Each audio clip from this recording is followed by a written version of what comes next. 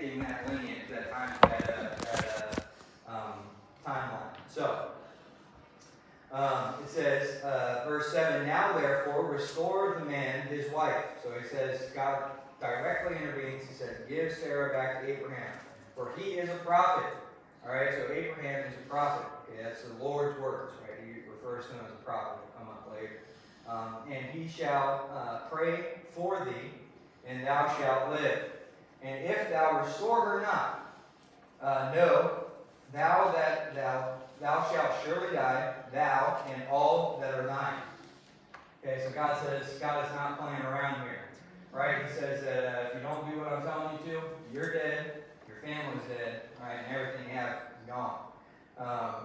In verse 8, it says, and therefore Abimelech rose early in the morning and called all his servants and told all these things in their ears. And the men were sore afraid, and rightfully so. Then Abimelech called Abraham. Now this is a heathen king, right? But he knows the Lord, right? When God shows up, he immediately starts speaking to him. It says, and then Abimelech called Abraham and said unto him, what hast thou done unto us? And what have I offended thee? That thou hast brought on me and on my kingdom a great sin. Thou hast done deeds unto me that ought not be done. All right, so Abimelech is chiding Abraham, who is supposed to be a prophet, right, the faithful one, the father of great nations, right? Verse 10 says, and Abimelech said unto Abraham, what sawest thou that thou hast done this thing? When you looked at us, right, when you saw us, what made you say, what made you protect yourself in this way, right? In verse 11 it says, and Abraham said, because I thought, surely the fear of God is not in this place, and they will slay me for my wife's sake. And yet, indeed, she is my sister. She is the daughter of my father, and not the daughter of my mother. All right, so now we get the truth, right? He says, this is true, technically. He's the daughter of my father, but not the daughter of my mother, and she became my wife. So now we see the truth is revealed, right? We went through this twice, not once, but twice. And Abraham finally admits, well, technically she is my sister, so I didn't lie to you, right? I didn't lie. But we know, and we'll get to it later on, right? When Isaac comes through and does the same thing, it is a lie, right? So Abraham, although he was bearing false witness in the sense of he wasn't telling the whole truth, right? He taught his son something, right, that down the road, right, would be a lie. But in verse 12, or verse 13, it says, and it came to pass, from my father's house, that I said unto her, this is thy kindness, which thou shalt show unto me. At every place whither we shall come, say of me, he is my brother. And Abimelech took sheep and oxen, and men servants and women servants, and gave them unto Abraham, and restored him Sarah his wife. And Abimelech said, behold, my land is before thee, dwell where it pleaseth thee. And unto Sarah he said, behold, I have given thy brother 1,000 pieces of silver. Now, if it's just here, you hear the sarcasm in his voice there. I give your brother, right, not your husband, but your brother, 1,000 pieces of silver. Behold, he is to thee a covering of the eyes, and unto all that are with thee, and with all other. Thus she was reproved. So Abraham prayed unto God, and God healed Abimelech and his wife and his maidservants, and they bare children. For the Lord had fast closed up all the wombs of the house of Abimelech because of Sarah, Abraham's wife. So this is quite a story here that they bring up, right? Another mistake that Abraham made. And it seems to me, just from reading the passage, this is probably not the first or the last time that this happened, right? He said that they made a pact, right? And we also recognize a couple things here, right? We see one, the lack of faith that Abraham has in the Lord, right, to protect that lineage, and that life that they have together, right? Because ultimately, Abraham was going into a place that was unknown. He was taking precautions, as probably most men would, right?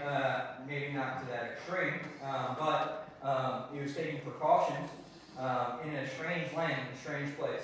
But not only that, he also, and I think this was kind of hit home for us, he misjudged these people very quickly, right? He said, I looked at you and it seemed like the fear of God wasn't in you, right? And Abimelech said, well, you saw us and you judged the book by its cover, right? You judged us based off not what you knew of us, but what you saw, right? And we know that Abimelech was very respectful of the Lord, right? I don't see anywhere in in Abimelech and the Lord's conversation that Abimelech was in any kind of rebellion, right? He was completely subjected. And he even references his own morality, right? I did not know.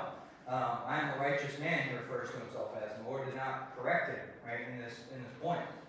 We also see that the mistake of Abraham cost Abimelech greatly, right? God was shutting down the factory, right? His people were going to be wiped out just from the inability to produce heirs, right? They shut up their womb, right? And it was not happening there. And so we see that big mistakes were made on Abraham's part. In our lives, right, we need to make it a point. We hear a lot about it from a practical perspective, like Pastor talks about, witnessing to people in certain circumstances and feeling uncomfortable or misjudging someone. The facts of the matter is, and anybody who's talked to people, especially about the Lord at any great extent, knows that usually it's the nice people, right? The people that look nice that are the ones who have a lot of frustration, anger, or hatred, and the people that are they kind of look a little rough, right? Rough. Those are usually the nicest people when it comes to talking about the Lord. So we can't really judge people based off of the outward exterior. Some people's resting phase is naturally, negative, right? They have a natural frown on their face, okay? And sometimes some of those people, right? They're so used to everybody looking at them and saying, I don't want to talk to that person, right? And when somebody talks to them, they're just happy somebody's talking to them. But we shouldn't judge a book by its cover, right? Don't judge people based off of what we perceive, right? What we think. Abraham was guarded, right? Why was he guarded? He was guarded because he did not put his trust and faith in the Lord, right? We know that his faith was in the Lord, right? He was a man of faith, but in that particular area, Abraham fell short, right? And it was safety, physical safety.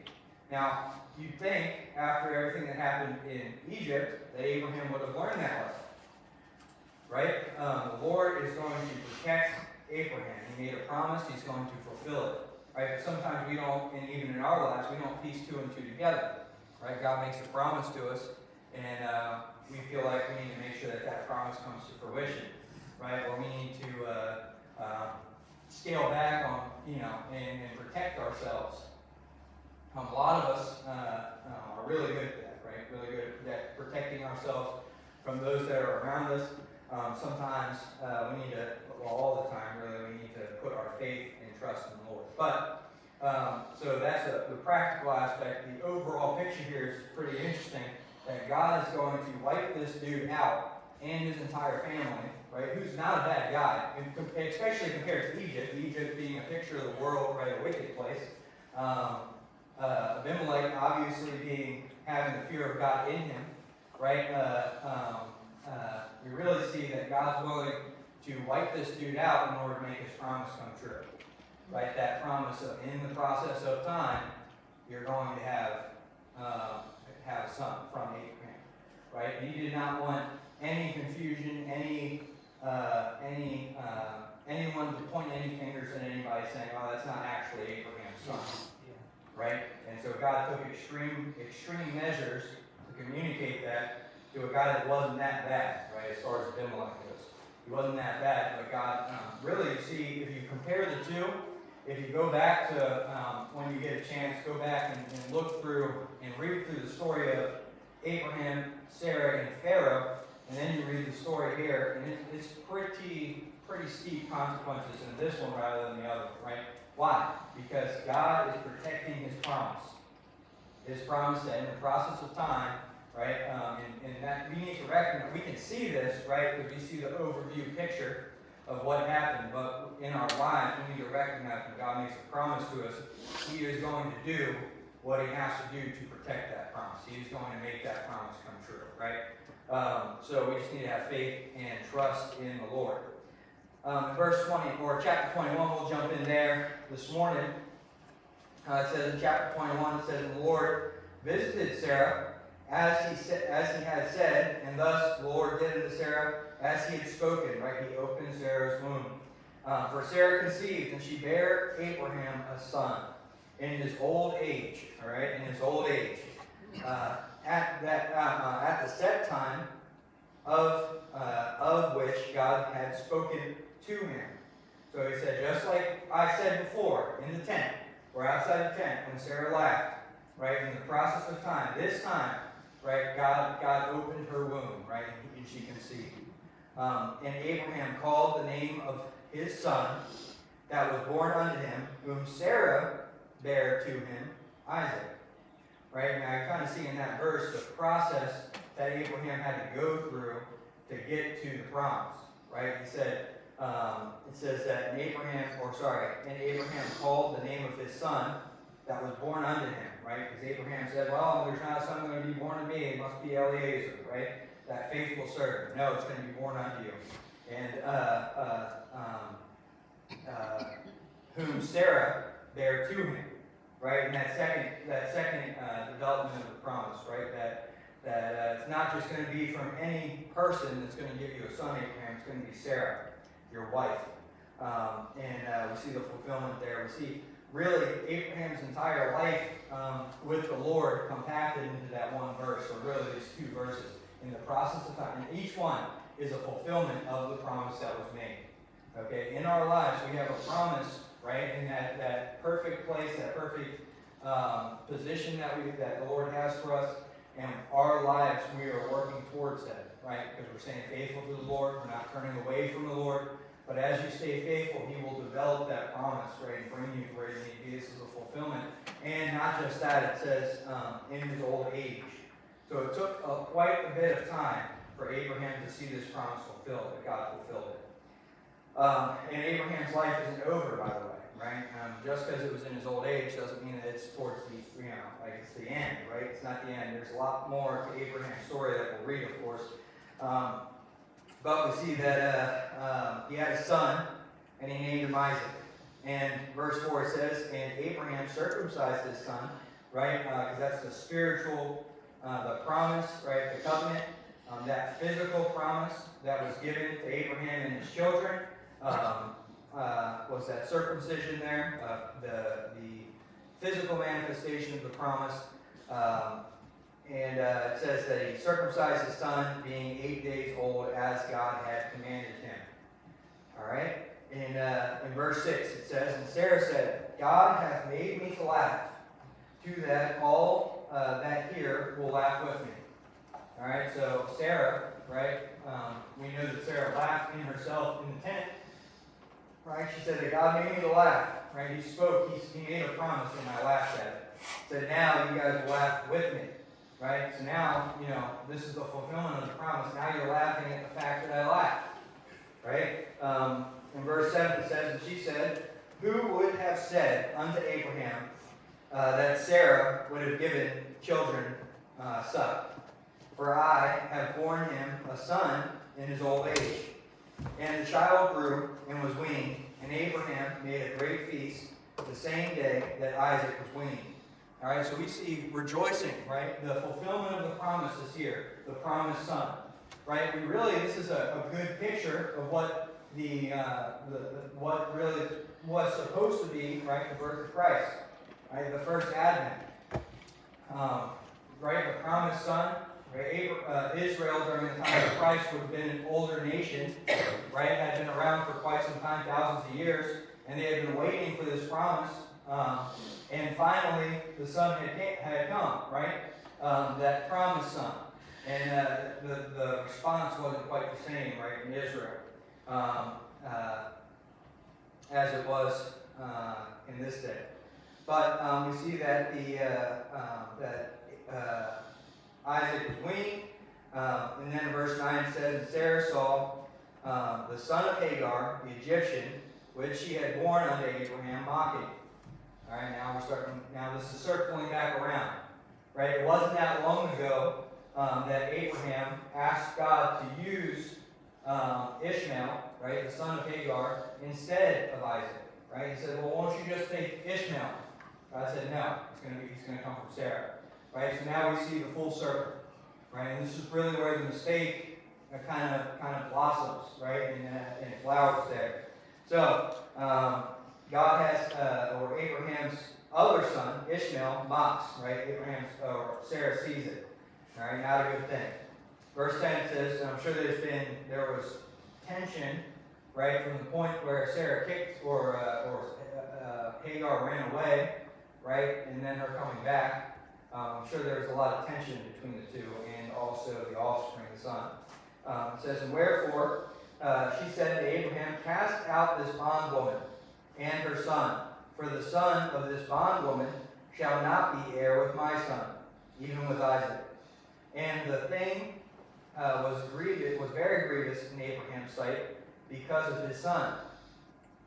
And God said unto Abraham, let it not be grievous in thy sight because of the lad, and because of thy bondwoman, in all that Sarah hath said unto thee, hearken unto her voice, for in Isaac shall thy seed be called. And also of the son of the bondwoman will I make a nation, because he is thy seed. Right? So the seed of Abraham will be a nation. In verse 14 it says, and Abraham rose up early in the morning, and he took bread and a bottle of water, and gave it unto Hagar, putting it on her shoulder, and the child, and sent her away, and she departed and wandered in the wilderness of Beersheba. And the water was spent in the bottle, and she cast the child under one of the shrubs. And she went and sat her down over against him a good way off, as it were a bow shot. For she said, let me not see the death of the child. And she sat over against him, and lift up her voice and wept. And God heard the voice of the lad, and the angel called to Hagar out of heaven and said unto her, what aileth thee, Hagar? Fear not, for God hath heard the voice of the lad where he is. Arise, lift up the lad, and hold him in thine hand, for I will make him a great nation. And God opened her eyes, and she saw a well of water, and she went and filled the bottle of water, and gave the lad to drink. And God was with the lad, and he grew, and dwelt in the wilderness, and became an archer. And he dwelt in the wilderness of Paran, and his mother took him a wife out of his mother took him a wife out of the land of Egypt. All right, and then we'll continue on with that, but we really see the picture there with Ishmael, right, and Hagar. The Lord did not forsake, right, Ishmael or Hagar for that matter. But when they were at their lowest, right, when they were resigned to giving up, right, God showed up. He intervened, right, he interceded. Also, let's talk real quick. We kind of breezed over it, but this conversation with Sarah and Abraham, right? Now, the idea would have been, right, that Abraham would have never had this son with Hagar, and then there wouldn't have been a tension, right? That would have been ideal. That wasn't the case, obviously, right? Of course, the child mocked the son, and Sarah probably had enough. She said, that's it, we're done, get him out of here, right? Now, this is a picture, and it's referred to later on in the New Testament of being bond and free, right? And this is a picture of what's to come in the future, well, in the past for us. When Jesus came, right, he offered a new promise, right? A fulfillment of the promise that was made of the promised son, right? What we see here is a theological kind of like doctrine that's kind of laid out here. Okay? And it's a picture of what's to come in the future. Okay, between the law and grace. Right? The law and grace. The law being a bondwoman, right? And grace being the free. Okay? We know that Hagar served under Sarah. Right? She came in as a servant to Sarah. Right?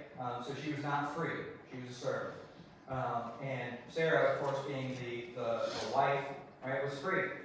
And their children were born into bondage, right, or born into freedom, right? So, what we see here is we see that the law, right, and the promise of the law, right, is done away with when the new child comes, right, that child of grace. Okay, so it's a picture of what's to come in the future. As you read, especially in Galatians, it talks about the bond and the free. We went over it probably several months ago now, but it goes over and talks about that free woman and the bond woman. All right, and that bond woman being the law, right? It was good and it was there while it was there. It was there for a purpose. But then when the free woman, right, when Christ comes, he offers a new promise, right, a fulfillment of the law, something that's better, right, something that's better, and offers that. When he offers that, that old son, that old child, that bondwoman is done away with. Okay, so the law is no longer holds value, right? In that sense, we are now living under grace, right? Grace. We're living under grace through Christ, right? The free. We see another picture of this would be the first Adam and the second Adam, right? Adam being a slave to sin, Christ being the fulfillment of the law and free from sin, right? A slave to sin and free from sin. Adam brings bondage. Christ brings freedom. My chains are gone, right? My chains are gone. I am free to live for the Lord. Okay? The law brings bondage under the law, right? You follow the law, and grace gives you freedom from the law, right? And the consequences thereof. So that doesn't mean, of course, Paul mentions it several times, right? That we don't sin so that grace can abound, right? We don't sin just because we're free. Now we're free to live outside of the bondage of the law. What's that mean? When you're under the law, right, why are you following the law? For your own personal sanctification, right? You're trying to do what the Lord wants you to do, so you're free from the consequences of not doing what the Lord wants you to do. Okay? When you're free from that, you're free to do what God wants you to do for the right reasons. Right? Not for self-preservation, but not because you have to, but because you get to. Right? It's something that you're choosing to do. All right? So we'll continue here in chapter 21. We'll get through to chapter 21, verse 22. It says, "And it came to pass at that time that Abimelech and Phicol, the chief captain of his host, spake unto Abraham, saying, God is with thee in all that thou doest." Now, Abimelech sounds like a pretty good dude, right? Now that we know that he's not accidentally stealing Abraham's wife, right? Abimelech doesn't sound too bad. He says, hey, God's with you. We know that, right? Verse 23, sorry, I lost my place. "Now therefore swear unto thee here by God that thou wilt not deal falsely with me, nor with my son, nor with my son's son, but according to the kindness that I have done unto thee." So now he's asking for like a pact, right? An alliance, a promise, right? He says that according to the kindness that I have done unto thee, thou shalt do unto me and to the land wherein thou hast sojourned. So God is blessing Abraham. He's just like anywhere else Abraham goes. God is growing him, right? He is making him rich, right? At this point, and everybody can see that God's with Abraham. Okay, everybody can see that God's with Abraham. So he says, everybody can see it.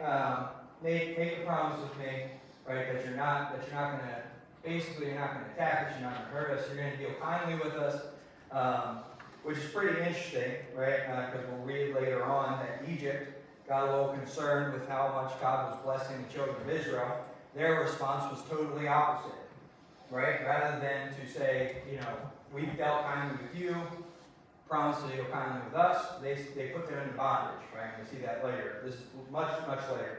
But it says in verse 24, it says, Abraham said, I will swear. So Abraham swears to deal kindly with Abimelech. In verse 25, it says, and Abraham reproved Abimelech because of the well of water, and Abimelech's servants had violently taken away.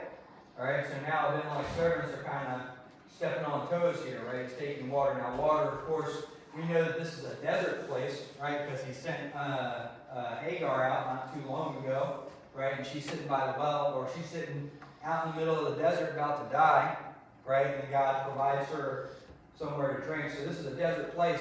And remember, Abraham has cattle, right, and great riches, all right? And anytime you have animals involved, you need a source of water, right? So wells out in those days would have been a very precious thing. A very precious thing. So, Abraham reproved Abimelech, right, because the well of water that Abimelech's servants had violently taken away. Okay, so we're talking like aggression here. Verse 26 says, and Abimelech said, I wot not who hath done this. Or who hath done this thing. Neither didst thou tell me, neither yet heard I of it, but today. So Abimelech comes in and says, hey, I hope everything's good. We're trying to treat you kindly. I hope you'll do the same. Abraham says, we will treat you kindly. And then immediately follows up with how not too long ago the servants of Abimelech had just violently stole a well away from Abraham, right? So he's bringing up some grievances. And Abimelech said, I did not know a thing about it, right? I have no idea what you're talking about. Verse 27 says, Abraham took sheep, oxen, and gave them unto Abimelech, and both of them made a covenant. All right, so now they're making an agreement, a pact, a commitment. And Abraham set 7 ewe lambs of the flock by themselves, and Abimelech said unto Abraham, what means these 7 ewe lambs which thou hast set by themselves? And he said, for these 7 ewe lambs shalt thou take of my hand, and that they may be a witness unto me. And I have digged this well. All right, so Abraham wants, it's a transaction here, right? He says, I'm giving you these lambs. When we see these lambs, it's a reminder that I dug this well. This is my well, right? So we see a little bit of a transaction here. It's kind of like saying, it's almost like, and I hate to put it this way, it's almost like a city inspector or a permit, right? You pay for the permit, and then you come and say, yep, you did the work, all right? And then you go back about your business. But it says that in verse 31, it says, wherefore he called that place Beersheba, because there they swore both of them. So Abraham dug the well, and they made the covenant. It says, and thus they made a covenant at Beersheba. Then Abimelech rose up, and Phicol, the chief captain of his hosts, of the Philistines, and Abraham planted a grove in Beersheba, and called thereon the name of the Lord, an everlasting God, right? The everlasting God, sorry, not in, the. Big difference. It says, and Abraham sojourned in the Philistines' land many days. Now they kind of dropped this in there, right? That this is the Philistines. Okay, this is where the Philistines came from. All right, this is hundreds of years prior to the Philistines that we know and read about during David's day. Okay, if a little side note here, there was a giant, right, from the Philistines, right, and his family. We know a lot about them, right? So the Philistines were not always the enemies of Israel. I would say that they were definitely, especially during David's day and the kings, I would say that they were probably enemy numero uno. Okay, they were natural born. But we see that their agreement back in this day, right? And we'll see kind of a degradation of that relationship in the future. But really, especially in this chapter, it seems like everything's good, right? The king of the Philistines, Abimelech, right, makes a deal with Abraham, right? He says, he tells him to sojourn in the land. People get upset about it. They start taking the stuff, right? They're making transactions to agree that, this is my well. Don't try to take it from me. All right. When you go out to, or your servant goes out to feed the lambs, remember these lambs. Okay, these are the lambs that I gave you for this well, right? We see that the Philistines, Abraham lived with and sojourned with the Philistines there for a little bit. I don't want to get too deep, and we'll start the next chapter, and then we'll just kind of touch on it. We'll really go through in the next couple weeks here. Did Amanda disappear? Did I just not see her get up and walk out?